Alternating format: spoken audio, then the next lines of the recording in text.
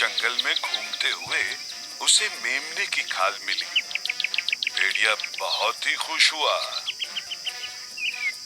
वो तो खुशी के मारे नाचने लगा और मन ही मन बोला, अब मेमने का शिकार करने में मुझे जरा भी मेहनत नहीं करनी पड़ेगी। भेड़िए ने मेमने की खाल ओढ़ ली।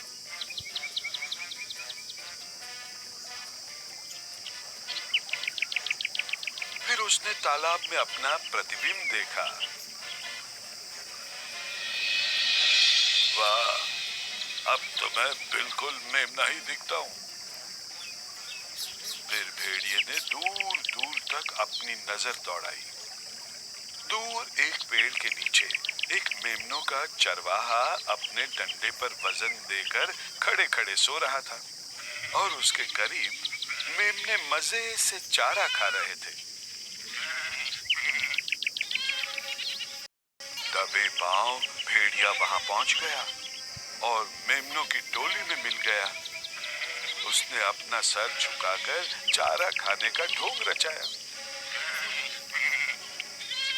शाम को चरवाहा सभी मेमनों को लेकर घर लौटा और उन्हें बाड़े में बंद किया। जब उसने मेमनों की गिनती की तब एक मेमना बढ़ कैसे गया, ये बात उस भोले चरवाहे के ध्यान में ही नहीं आई। भेड़िए का आनंद मानो आसमान को छूने लगा। कब रात हो और चरवाहा सो जाए, इसका इंतजार करने लगा। मतलब कि उसके बाद वो किसी मेमने का भोजन करने वाला था और फिर मेमनों के बीच ही आराम से सोने वाला था।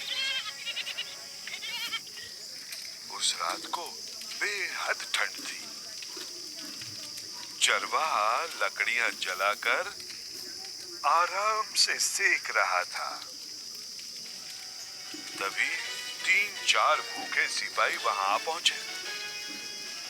उनमें से एक ने डांटते हुए कहा, ए चरवाहे, आज हमने भोजन ही नहीं किया है, तो चुपचाप एक मेमना दे दो। चरवाहा समझ गया था कि भूखे सियार की तरह आए हुए इन सिपाहियों को मेमना नहीं दिया तो नक्की मुझे पीटेंगे और फिर सिर्फ एक ही नहीं कई मेमने लेकर चले जाएंगे। ने बाड़े का दरवाजा खोला और बोला,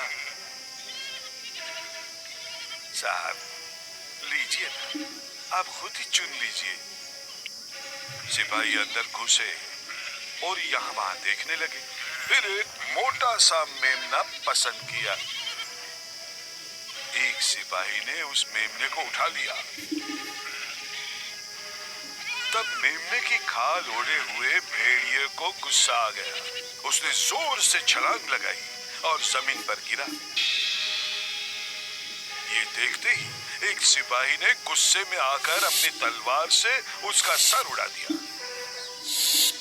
और वो बगैर सर का शरीर उठाकर वहां से चला गया।